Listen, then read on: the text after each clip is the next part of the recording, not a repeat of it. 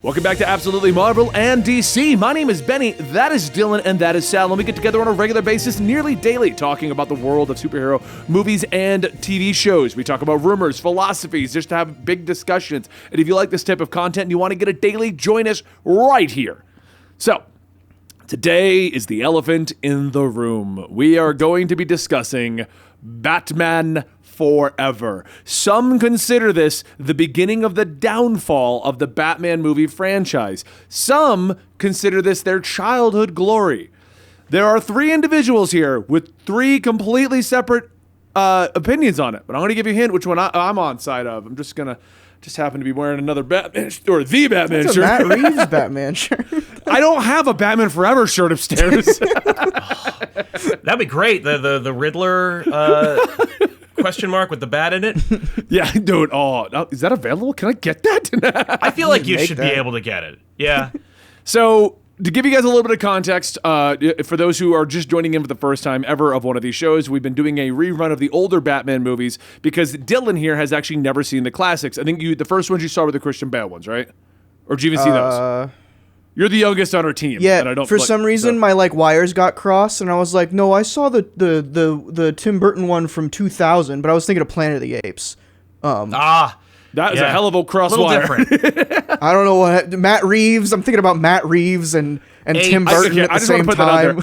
I would pay to see Batman versus the Planet of the Apes. That sounds awesome. That's interesting. There are two directors who both made Batman and Planet of the Apes. Planet of the Apes movies. We live in a fine time. What a weird world. So in the world of movies, Batman 89 came out and is expected to be a complete failure because they just were like, Batman's Goofy from the 66 show. That'll never work. Right. Took off, made like tons of money. They brought back Tim Burton to do Batman Returns. He made it way too dark. No toys could be made. So studio execs came in, decided to completely change around the Batman formula, which eventually led to Tim Burton leaving, and they brought in Joel Schumacher, who has said he just did what the studio wanted because he wanted the job. Yeah. As a matter of fact, if you look into it, and we'll go into this more in the next movie when we talk about Batman and Robin, he expected there to be a fifth, and the fifth movie was going to be his return to more traditional Batman because he had pushback finally. But they canceled the franchise. Yeah, was that Batman Triumphant? Whatever the mystery fifth one was, his plan was to make it more closer to the classics. Yeah. But he never got there. Okay. So Batman Forever is literally a McDonald's commercial for 2 hours. That's true. Yeah. Well, it's a toy commercial. It's a toy commercial. It's a McDonald's commercial. But before we go into mine and Sal's opinion, we both watched this when we were kids, and now we've rewatched it. Dylan, who's never seen this, your thoughts on Batman Forever? I had one ringing thought throughout this entire movie while I was watching it, and I noticed it within the first 10 minutes, and it wouldn't go away throughout the whole movie. This movie is a porn parody. From the set dressing to the acting to the costumes to the weird shots of Batman's butt, this is a porn parody. Right. But without any sex in it. So it's just what are we doing? It kept getting there, and then it's like, oh, okay, here's the scene where Nicole Kidman and Batman fuck. And then they don't. And then they don't. They just cut. They're like, no, we cut out all that stuff. The movie would have been about 45 minutes longer, but... It's funny, actually. I've looked into why the nipples are emphasized and the butts are emphasized and the crotches are emphasized. They modeled the suits after Greek and Roman heroes, they were like, well, they've always got the emphasized body parts. Mm-hmm. That was why they did it supposedly. Yeah. I remember Joel Schumacher doing an interview for this years ago, and he was like, "I love the raw sexuality of Batman. He's a perfect specimen, and he would put his sexuality on display." And I'm like, and that includes the nipples on the suit. I get the butt shots and stuff, even though it was kind of out of left field. Yeah. When they did the butt shot, wha-bam! And I'm like. That's the weird thing about this movie to me is there are moments in this movie that are extremely campy, like butt shots, all of Robin. All of Robin. Holy Rusted Metal, I remember as a kid being my favorite line in that movie. That killed. Mm-hmm. And it's and then when it came back around and I'm rewatching this, I was sitting with anticipation because I knew where it was, and I'm like, here it comes, Holy Rusted Metal, Batman. Great moment. I actually was like, that's a fun homage. Everybody knows what you're talking about, and this is a movie that is I watched the 66 show to prepare for this movie. Here it is. Yeah. Like, I made the 66 movie today. It's a 90s version of the 66 show as a movie. That's what I want more, because like there's this weird like trying to figure out how to reconcile wanting to do a toy commercial and be as campy as it wants to be, but also it knows that it's hanging on to two previous movies that are taking themselves a lot more seriously. Even though they're not as serious as Batman will become in years in ahead. But there's a movie here that I really like, but it is not this movie. It's Lego Batman, which hasn't been made yet. Like it's a completely different movie. You should see. I would love. People are talking about the cuts they want, the Ayer cut. I would love to see the Joel Schumacher cut of this movie, because there is another movie in here that if you look up all the deleted scenes and stuff, you'll see like there's a lot of other movie in here that is a lot more serious than what you get. It's what he thought he was making until he just went with the studio executive's plans. Batman and Robin is more core studio executive.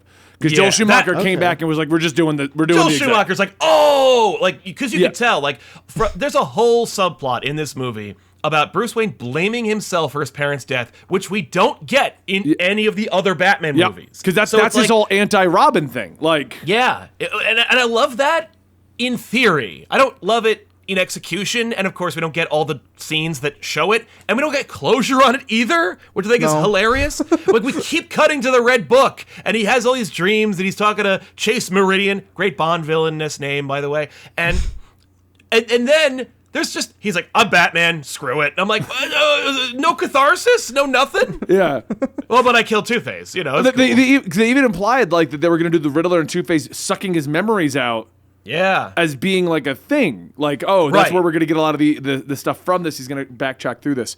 Yeah. I do want to comment real quick on the suiting up scene. And you'll see it when we get to it next week on the Batman and Robin episode. Yes. They continue doing that, Dylan, including with Batgirl, with a butt shot, a crotch shot, a heel shot. Like, oh, yeah. Oh, no. By Batman and Robin, equality, they're like, my friend. Equality. Yeah. So Batgirl's in the next one? And Oh, yeah. This one, okay, so the next one's called Batman and Robin, right? And me not knowing anything about anything. I thought Robin would not be in this movie. But then he shows up halfway through, and I'm like, wait a minute. Yeah. Is this Batman and Robin? No. Yeah. Yeah, no. It's weird. That's funny you should say that. Yeah, because very strange. Also, Benny, yeah. people mentioned this in the comments when we were talking about Batman Returns. You kept saying that Nicole Kidman is Poison Ivy, and I kept waiting for that. No, it's Uma Thurman. Uma Thurman? Okay, that was my bad then. That was my bad. Because that was like, I was like, okay, Nicole Kidman is nobody. No, that's what. By the end of the movie, I was like, wait, is she gonna be Poison Ivy in the next movie, or my what's bad, going my on bad. here? So my bad. I don't remember a lot of the actresses. I still can't. Like, we just figured it out last week. Oh, Michelle Pfeiffer. Took me forever to remember who the hell that Catwoman was. So, in my defense, look, look, everyone likes to be like, Benny, who are you gonna fan cast for movies? And the reason I don't do fan casting thing is I don't know who any actor is. Like, I don't. Legitimately, I don't. Unless they're The Rock or Ryan Reynolds, I don't know their name. It took me almost a year of having to constantly look up who Ryan Gosling was to recognize Ryan Gosling. I don't associate that guy. Yeah, I don't associate faces with names. It's slightly problematic in business, but I can at least introduce like, hey, I'm gonna ask you your name like 8 times. Like, that's just a heads up. I know who you are. My brain does not associate faces with names. You know what I mean? And I'll just say it. It's not even like a racist thing where I'm like, oh, there's only one black actor. No, it's across the board. I don't recognize anyone.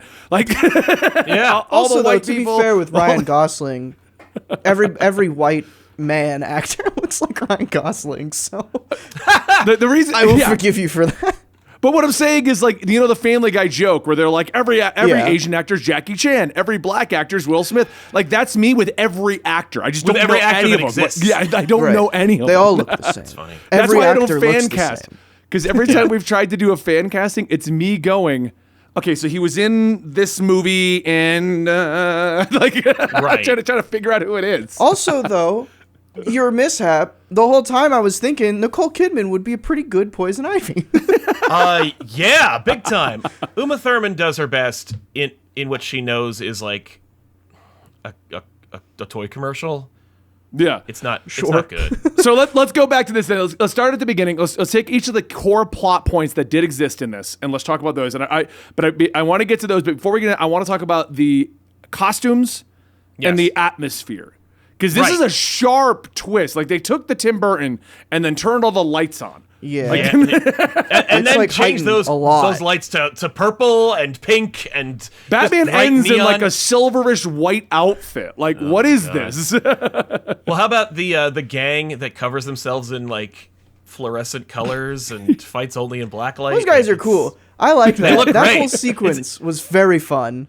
I remember being like, this is the distillation of what Gotham City's become. Like, it just births these humans that are just this color. And I'm like, but watching it again, I'm like, it's kind of it's a visually dynamic scene. Yeah. Visually interesting.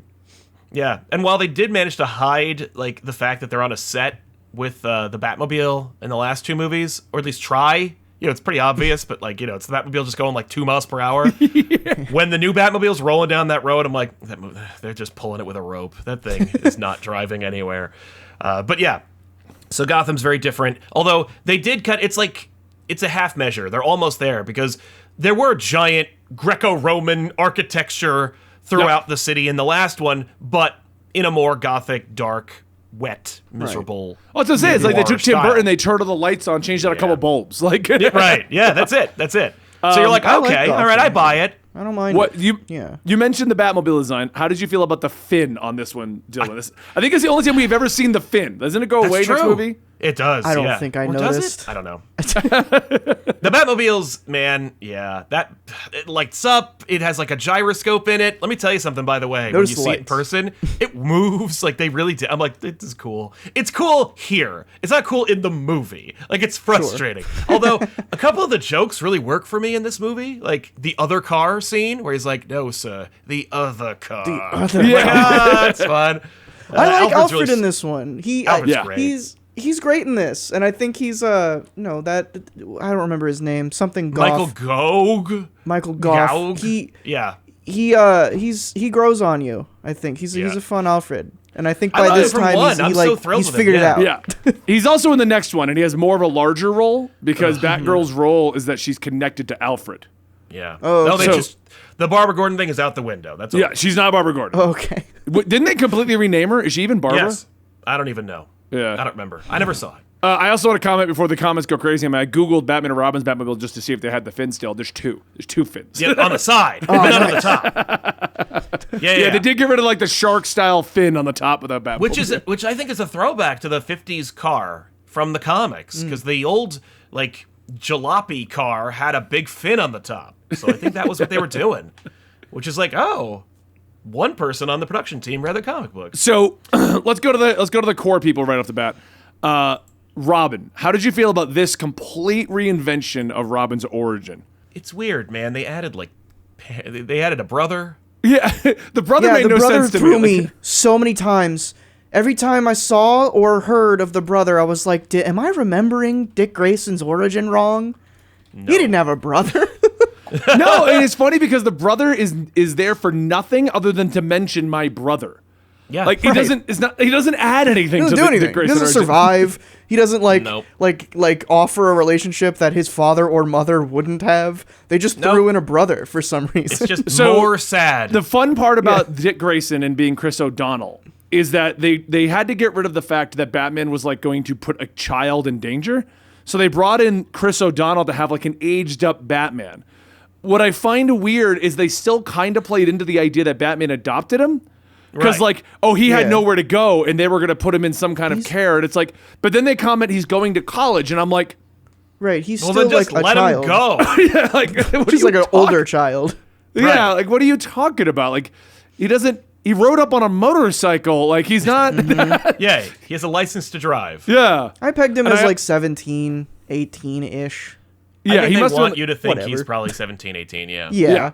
I think he should be 18 because otherwise he's a legal adult and they just throw him to the wolves. Right. True. Well, I'm pretty sure they left it all muddied because they were like, okay, we're gonna make it like he's gonna be older because Chris O'Donnell is older, but we just won't say the age. No. Yeah. So now it's like just 12. Yeah, Right. so It's that cleaner was just that two way. guys hanging out, and you can put two and two together yourself. Yeah. That's a fun scene. Val Kilmer as Batman. How do you feel about Val as the new Batman? I personally, rewatching this, I remember as a kid, he was my favorite Batman. Rewatching it, I felt like he just phoned in the role hardcore because I felt like no emotion at all. They could have gotten anyone off the street, and they would have done just as good, if not better, than Val Kilmer did in this movie. I think he did a few good scenes in the bat suit. Yeah, but he looks cool in the bat. If anything comes from this movie, Val Kilmer can have a great Halloween costume every year, and be like, also, by the way, I played Batman once. I remember in particular the Batman smiling scene, which got used in so much commercials. Yes. Yeah. That also killed. I remember that was a big laugh when she's like, I want to bang you, but now I want to bang Bruce Wayne. He's like, that's so much more convenient for me. Yeah. Thank you. He does a thumbs up later too. That oh god, he thinks Gordon can see or something. No, Gordon can see it and confirms that he sees it. There's no way. You're in a plane. That being said, Val Kilmer obviously, it's funny. I was gonna say that Val Kilmer's a funnier Batman than we've had in the past, but Michael Keaton's hilarious. Yeah. In that movie, but more subtle. This Val Kilmer Batman, I really love the scene in the garage when he manipulates Dick Grayson into staying. I love that he's just got so many cars, which plays back into the Alfred joke later where he's just naming off cars. Well, the Bentley? Yeah. No, he took the Jag? No, sir. But I love that scene where he's, they talk about motorcycles and he's like, yeah, blah, blah, blah. And he's like, all right, well, enjoy your trip. See you later. He's like, oh, is he not staying? Well, perhaps the dogs are hungry. He's like, okay, wait. I was waiting when he brought the burger over for there to be a McDonald's bag on the side of that tray because I know and I remember this was heavily marketed as the McDonald's toy line at the time. They put it in the movie. It's in the movie. The line is, "Can I convince you to take a sandwich with you, sir?" And he goes, "I'll get drive-through." Yeah. Can we also talk about real quick that Alfred brought him a burger and fries and milk? Why? Who's the little boy? Oh, he's not a little boy. He's a grown man. But I'm treating him like one. I'm gonna see if I can find it, Dylan. But you got to see. So when he says that line, "I'll get drive-through," technically, there's a McDonald's commercial that continues that, and he gets drive-through in the Batmobile. He gets McDonald's. Right, but we don't see Batman. I don't think we just see the Diet Coke commercial from Batman Returns. I want that to Alfred. be in the movie. Yeah, I would like this movie more. Here's a weird bit of synergy, by the way, with this movie and that thing, right? Because I had a weird thing where I'm like, no, don't they say Happy Meal in this movie? And they don't, but the Spider-Man Batman crossover came out at the exact same time. And in the Spider-Man Batman crossover, Batman gets in the Batmobile. And Alfred tells Batman in the comic book, try the Happy Meal. I hear it's simply exquisite. And I'm like, why is there a McDonald's commercial in this comic book when the movie's the McDonald's commercial? Right. But yeah, a little bit of I just synergies. linked to the commercial. You're right. It just shows the Batmobile going there and then shows the McDonald's in Gotham. Yeah. Now Gotham's McDonald's should be friggin' awesome. Huge clowns. Huge gothic clowns. The play with places? abs. Yeah. Gotham McDonald's? Right? But yeah, it's funny because Riddler designed them. Because that scene is how it opens. Do I make you dinner? I'll get drive-through, and then it just shows him driving off, and they take scenes of him driving the Batmobile, and then they just show a McDonald's, and you're like, that's what that was for. Now I want to go to McDonald's because Batman goes to McDonald's. What I want to see is Batman a version of get Happy Batman Meal. Forever that splices in all the commercial spin-off stuff. It shows Batman going to McDonald's. Dude, how much That'd be amazing. McDonald's does Batman eat? There's no way. He'd be sick. Yeah, he'd be sick. He'd be like, all right, Two-Face. Oh! Oh, God, I gotta go. Can we take a timeout? I got to take 6 hours to get out of my suit. I want to comment on that because I recognize it. So Robin goes out for the first time, saves Batman, and they have the talk of what happened back at the Batcave with him coming out of the shower. And I'm just like, so you didn't talk at all in the Batmobile when you got back? You were Total like, no, silence. I got to get out of the suit first, and I got to shower. Yeah. By the way, don't show a better, more comic book accurate suit as a prototype suit for the much lamer looking suit. because Dick Grayson's wearing a straight up Tim Drake Robin suit. They all are, because the Flying Grayson's Robin costumes are apparently their uniforms at the circus. It looks great. And then he puts on this awful rubber muted color thing.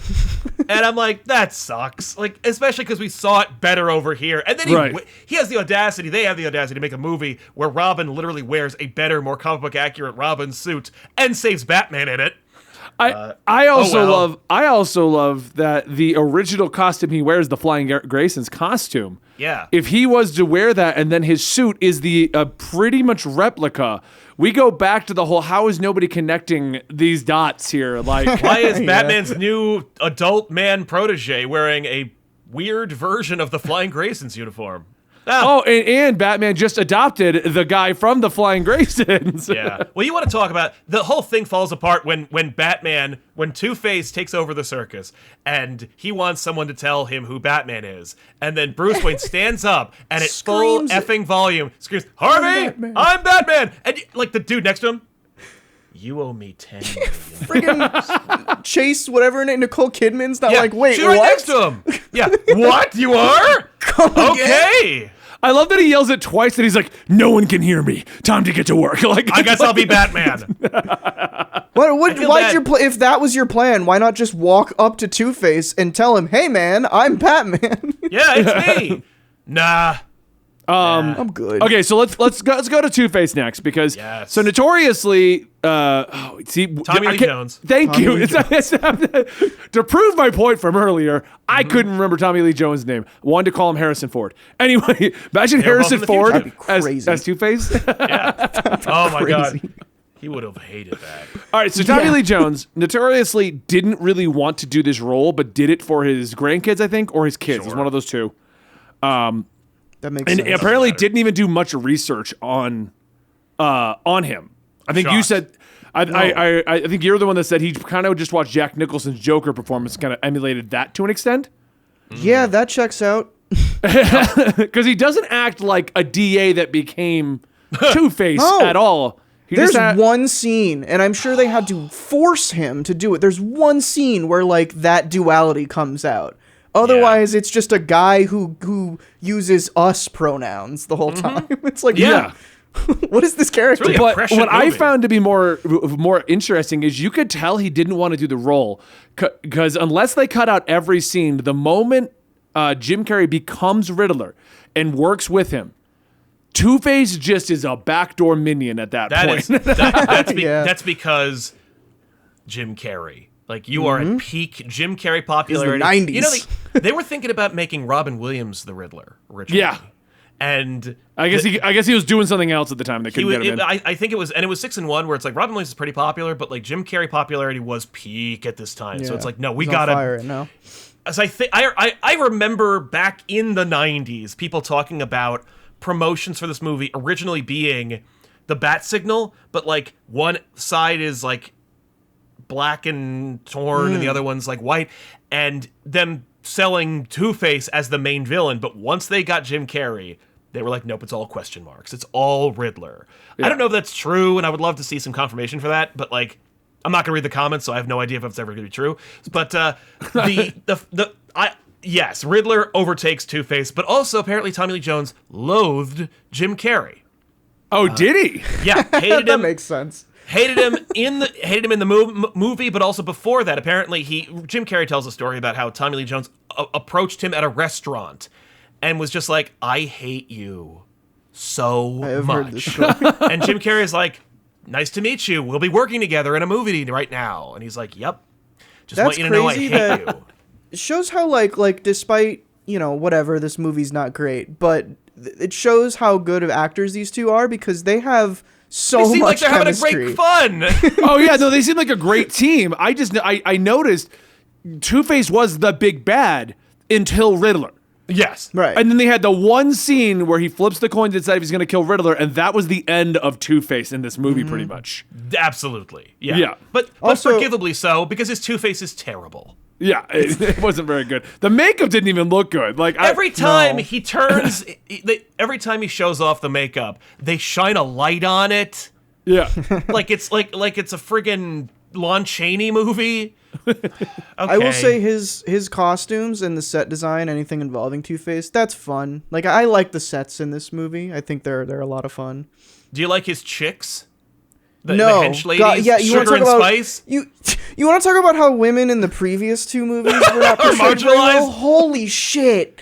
That Awful in was- this movie. You know have that's an Drew angel and a Barrymore?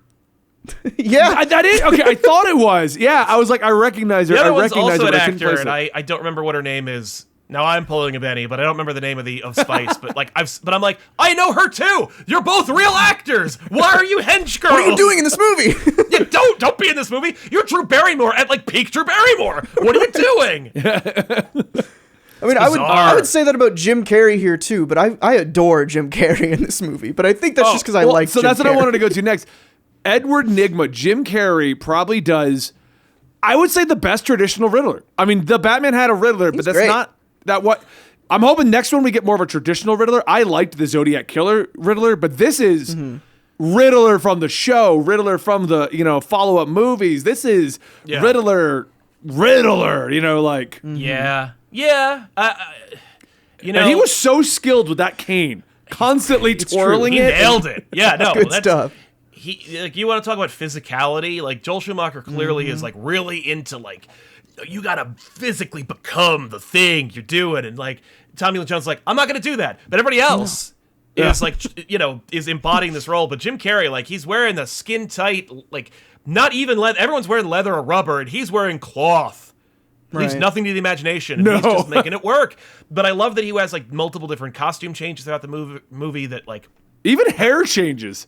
Well, Like the he's got hair the long changes. hair, the short hair, the brown hair. It's like yeah, it's bizarre. Well, because they also have this weird thing where it's like Riddler is obsessed with Batman, Bruce Wayne. Enigma Right, loves Bruce Wayne. Bruce Wayne, and when he becomes like For successful, some reason. he dresses and looks like Bruce Wayne. Like he makes his hair, he makes a mole that has Val Kilmer's mole, and I'm like, what? And I guess it's because he's in love with him. I guess could that's see the that. idea. That's another thing is like this is the 90s and like Disney has been doing this since the dawn of time, but like queer coding villains is probably like Yeah. at its height here, and good Oh lord. yeah.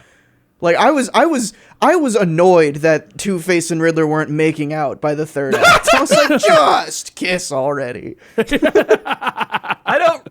I didn't see that, but I'll buy it. I could actually agree with that. Looking at it from that light, the amount of times that they're like this close to each other having conversations, and you're just like, I mean, even oh. there's stuff in, especially with Riddler. It's less so in Two-Face aside from his interactions with Riddler, but like Riddler clearly like anytime he's around a woman, he doesn't really care. Whereas like Yeah. every other male in the He's movie, always in their face. Yeah. is like whoa. But so that's clearly a thing here. Movies like to do that. I think there was even a topic comment. at hand. I think there was even a comment with Drew Barrymore because she was the one escorting him, where he was like something along the lines of, "I'm Yeah. not interested," or "I have something else I need to do," or Right. like along those Yeah, lines. she says something like, "I think you look good," and he's like, "I know." Like, Yeah, shut up. like just like shrugs Yeah, it he's off, just- kind of a thing. yeah, Completely That's my mole. disinterested. Yeah, good stuff. But I was like, yeah, that one day where he looks like Val Kilmer is like the only day that he looks like Jim Carrey, and he must be Yeah. like, "Thank you. What an easy day this was. I only had to wear a suit." But yeah, that the Jim Carrey stuff, him embodying the role of Edward Nygma and doing he's obsessed with him, and he does this thing, and the Riddler costume comes from a freaking fortune-telling box that he has at his office. That will be the template for other villains that Warner Brothers will use in the future, because like, oh god, what was the other movie that did this? Where I'm like, you just did Riddler again. I don't remember. Probably 4 of them. It was Cheetah. Cheetah? Yeah. Wonder well, Woman that's 84. Cheetah. That's what I said about Catwoman last time. Yeah. Is it's that's the archetype that they love. She's a nerd, and nerds become villains. And I also love the motivation behind the Riddler. He's like, Wayne, I have this great idea. No, we have to test it. You go now or Test never. Never. What do you mean? Yeah. Him killing. I like Jim Carrey, and I thought he was hilarious back in the day. So like him Jim Carreying, when he pretends to be sad that his boss is dead, even though he killed his boss. And he says, "You'll notice that his handwriting matches his exactly." Like, it's really good. Like, because he wants to own it, and I'm like, that's kind of real Riddler, where it's like, I want to own the moment, like because I'm so smart. but also it'll get me caught, so I shouldn't probably tell you. I think whatever. That's kind of the shame of this movie with its Riddler portrayal here is I feel like like Jim Carrey does a great job of playing the Riddler in character, but I feel like everything surrounding him, like his riddles and his actual plot and his motives, that suck. They're just kind of like not there. Like, Yeah. I'll give the Riddler and the Batman that over this any day. Well, yeah, because there's no real riddles. I think the only riddles are great. I like them. I didn't like them at all. The only one I felt was like a real riddle was when Tommy Lee Jones was going to kill Batman. And he's like, no, he'll never learn. And he leaves a riddle, and I'm like, okay. Well, when him leaving all those riddles for him, I really enjoy like the puppet stuff with the cards and everything. It's fun to look at for sure. Yeah, it was a great visual, and it's like that's something I think Riddler would do. He'd spend a lot of time when he's like at his office, like cutting, like and making different like collages. I'm like, yep, we're seeing him at home. This is what he does. I also like that the villain Riddler here has a plot and a reason he's doing everything. Like, oh, I'm going to make this product and I'm going to become big and crazy, and I'll use that to get back at Bruce Wayne and then kill him. And yeah, like, no, at which the end also of the day, adds to the Two-Face having no purpose. Two-Face is just in Gotham causing problems. Like, he's just a jackass. No, he is literally just happy to kill people. That's all. Yeah. That's what he does. He's a complete footnote in this movie, and he's the other bad guy in the movie. Riddler is. If you get into it, it's like Riddler just wants attention from Bruce Wayne. Yeah. And That's it. Yeah. Which is kind of cool. I guess I was so distracted by like there's the flashing colors and lights. Yeah, and everything else in the movie has kind of no rhyme or reason to be there. And especially like my first distraction with Riddler is the impetus that he does love Bruce Wayne, and we've never seen a reason in these 3 movies so far as to why a person like Edward Nygma would be in love with Bruce Wayne. No, it's just he's fascinated. So I'm like not. I don't think. Well, it's obsession. It's not like it's like how we get. Like people go to like concerts for pop stars because they were in love with them, and it's like you don't know them at all, and it's like I can imagine Enigma. It would be really cool if he actually had been investigated him and like I'm really sorry about your parents. Like just this thing where it's like I know everything about you. Yeah, I think that would have added a lot to it if we discovered that he knew everything about him. The way that I understood it is that like so Wayne Tech in this universe is like it's a tech company. They make, forward thinking, very modern technology, and that's what the Riddler wants to do. And but to my knowledge, like obviously Bruce Wayne has invented a lot of stuff, and they sort of talk about that here in this movie, but like maybe if we had seen like I don't know some like Bruce Wayne hands-on like making stuff we don't how see that. He built up Wayne Tech. We don't see any of that. That would have made it click more for me. That's true. Yeah, it would have been great to see them drill the tube from his office to the Batcave that he uses. Sure. Hopefully, the word chair never comes up in conversation. Chair. Boom. Yeah, I love the Bruce very Wayne, I love your chair. Oh, where'd he go? There. Yeah. Yeah, just a hole. Well, no, close up. Okay, so we've gone over Robin, we've gone over Val Kilmer's Batman, we've gone over Two-Face, we've gone over Riddler. I guess Chase Meridian is literally just there to create the subplot of a love triangle with Batman's alter ego. That's the entire reason.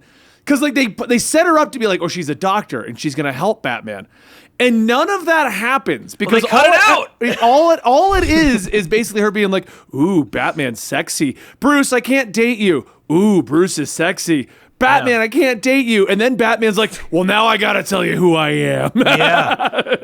That's every Batman movie. I gotta tell you who I am so we can bang. Maybe Nicole Kidman just needs to take a cold shower. She is so horny for Batman in this movie. She's so horny. It's absurd. Let me tell you something. If you're like a kid and you watch this movie, she is. I've never seen Nicole Kidman hotter. It's like she's Cameron a beautiful Diaz woman. It's like Cameron Diaz in The Mask, where it's like it never gets better than this. Like Nicole Kidman never gets better than her in Batman Forever, and it could just be because of like her naked loss of inhibitions when it comes to just like I am just ready. I'm DTF every minute of this movie, and it's like I just find it funny that because like rewatching this, it sets her up like she's going to be important and it's going to be a journey into his psyche. Which, like you said, they cut it all out. Yeah, I'm and sure all of that is gone because she's like, "Hi, I'm Dr. Meridian Chase, and I'm going to help you get through your Chase Meridian. I'm going to help you get through your stuff, Bruce Wayne." And then just every other scene is DTF. Let's do it. Like it's let's do it. There's that. What an amazing. I'm just thinking of the bedchamber sequence. where it's like the bat signal itself is coming in, like it's bathed in moonlight, and there's like silken sheets, and Batman shows up. I love that Batman shows up. He's like, yeah, Okay. I'm gonna do it. I'm gonna do it. I can't resist. And he shows up. She's like, oh, Remember how you're the here. cowl just tears off? So does the crotch. Yeah, that's right. There, done. Yeah, I feel bad because she has no agency. She's just No. She's just a character. There's a scene in this movie where Robin goes out sans costume and he fights a bunch of neon freaks Yes. and saves a woman from them, and then before she leaves and before Robin leaves, she goes, "What? Doesn't the superhero kiss the girl anymore?" Yes. And they kiss and they part ways. What? Yeah, that's. I think Here's that your was trophy, Robin. that was in like trailers. Like, That's awful. yeah. Doesn't the hero kiss the girl? I don't know. That's the kind of camp that this movie leans into entirely. Like, where it's a Zorro movie. It's a Lone Ranger movie at this point. And like I said, I remember as a kid loving this movie, and she does open it up. Like he doesn't take the kiss. It could have been worse. Oh, sure. It could have been that he just Plenty of things steals could have been the worse. kiss. He could have stolen the kiss. Instead, she's like, "No, kiss me. I'm down." Yeah. That being said, I'm reminded of that scene in RoboCop when he saves the woman from being attacked by these muggers by shooting them in the crotch, and she hugs him, and he goes, "Ma'am, you have just been through a traumatic experience. I will notify a rape crisis counselor." I can imagine her being like, doesn't the hero ever kiss the girl? And it's like, honey, you've just been through a traumatic experience. Yeah, you gotta go. Man. You need to go to a counselor. I'm sorry. I feel like we need to have Dylan watch RoboCop. Have you ever seen RoboCop? I've not seen RoboCop. Oh, we gotta have him watch RoboCop is. I've seen it like a dozen times thanks to Yeah. Pluto TV because it's on every freaking weekend. Do you just like Pluto TV on all day? Because I feel like you're like the this, like only that. TV I Silence have. of the Lamb. the only TV I had? Fair enough. So okay, we've come into the conclusion of this discussion here. We've all just rewatched Batman Forever, and I'll lead this. As a kid, this was my favorite Batman movie. I'm not gonna lie, I enjoyed rewatching this. I will admit it was one of those. It's just bad enough that I find it good, and I'm a fan of like schlocky C-B kind of movies. I watch shitty horror movies all the time. Right. So for me, especially with the nostalgia, rewatching it, I enjoyed this movie a second time. We'll get to you last, Dylan, because you're the big decider here. Yeah. Now that you've rewatched it, Sal, do you still consider this the worst? No, I mean, Batman and Robin is obviously the worst one. The second to last time I saw this movie, I saw it with friends. Like, we just watched it. Yeah. And it is so watchable with a group of people. Yeah. Because you can Mr. Science Theater in it. Like, you could just laugh at this movie. Because they're, like, the only things I talked about were things that I enjoyed. There's a lot I didn't. And I mean, you've notoriously been against both Joel Schumacher movies. Yeah, I don't like them. Joel Schumacher movies on the channel here. Yeah, I don't like them. But I do appreciate their camp. And as a kid, I was hyped to see it because I think this is the first one I saw in theaters, and I was like, this sucks. Especially because, like, if you're reading Batman at the same time, you're like, that is not what that's not what this is. Oh, because this is also 90s when they were going darker and darker. 90s Batman. I'm pretty sure, like, wasn't Nightfall kind of coming up close to this? Nightfall was either happening or it already happened. Killing Joke was this came out in 93, Killing I Joke think, was the movie. 87 or 88. Yeah, not too far before this. No, like, by this point, Dark Knight Returns and Killing Joke had already impacted Batman. At this point... The post-crisis Batman is like, Death in the Family happened. Like, it's all, like, Robin's dead. Yeah. Okay, Drake so is a character. Nightfall was 1993 to 1995. Batman Forever was 95. I mean, 1993 to 94. Batman Forever was 95. 95, yeah. So, yeah, we'd already broken Batman. The new Batman's running around with a flamethrower. and claw and dagger hands. Yeah. Yeah. I'm like, when they said in Batman and Robin that Bane was coming, I'm like, whoa. Like, I remember in the animated series Batman, they introduced Bane. Like, right after Nightfall, Bane's in the animated series. And they set up the breaking of the Bat sequence. And I remember complaining to my comic book retailer, like, why didn't they break him? They could have done a whole season of Nightfall. And he was like, yeah, it's a children's cartoon. Talking to a child. He's like, yeah, it's a children's cartoon. They're going to snap a man's spine in a children's cartoon. And I go, They did it in my children's comic books, and he's like, touche. So, Dylan, what'd you think of Batman Forever? Besides having it being come a cool off tattoo? of Batman and Batman Returns, because you're going through the Yeah. Sure. I mean, I'm kind of sour on the previous two. First one, not as much, just because I feel like it's hard to pick apart these movies when they're so old and they're so different. Thanks, Peter Parker from the MCU. You ever heard of Empire Strikes Back? He didn't even say Empire Strikes Back. You remember that really old movie with That's the true. walking thingies? I hate that line. That's They're called from my old AT-ATs, and men. you know it. wow. Anyway. I am a man who has seen porn parodies before, and usually there's gratification that comes out of the bad acting and horrible And the costumes. cheesy costumes. Yes, but that's not here, and for that reason, 0 out of 10. I give it a thumbs down. Not enough porn. Nope. That's my review. Not enough porn. That needs to be the title of the video. Not enough porn. You can put porn in the title. Is that thing you could do? Probably not. Will you flag it? Probably. Let us know in the comments. What's your favorite comic book All right, porn so parody next week, or we're going to aim for next week, but we'll be watching. The next one on the list here is Robin. Batman and Robin. And before we go into it, I want to set up, just to the setup for this. This is the movie that performed so badly that they shut the franchise down. Yeah. And they went into hiatus until Christian Bale's Batman. Okay. I'm excited. Yeah. And if you were looking for the porn moments in this one, Oh, just wait. Catharsis? Maybe. We'll find out. this is the one. This is the next one. Is George Clooney as Batman, and it's also Right. the infamous Bat credit card moment. Yes. Yes. And So- of course, Arnold Schwarzenegger is Mr. Freeze. Arnold Schwarzenegger, all the freeze puns, and the Bane that wasn't Bane. That Bane. But all right. We are absolutely Marvel and DC. Join us weekly to talk about your favorite superhero TV shows and movies. A lot of current stuff, but we fill the gaps here with a lot of these older reviews. I'm having fun rewatching all these Batman movies. Yeah. We'll see you guys next time right here.